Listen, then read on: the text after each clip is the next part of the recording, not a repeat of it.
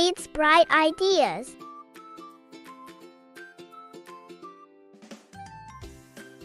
In a modern city in Arabia, there was a clever 6-year-old boy named Zaid. Zaid loved thinking about big ideas. One day, Zaid told his father and older brother, "I want to make things to help people around the world." His father and brother smiled and said, "That's a wonderful idea, Zaid." Zaid thought hard and decided to make a machine that could clean water. He wanted everyone to have clean water to drink.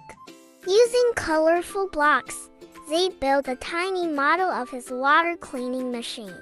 He showed it to his father and brother, saying, "This is for the world."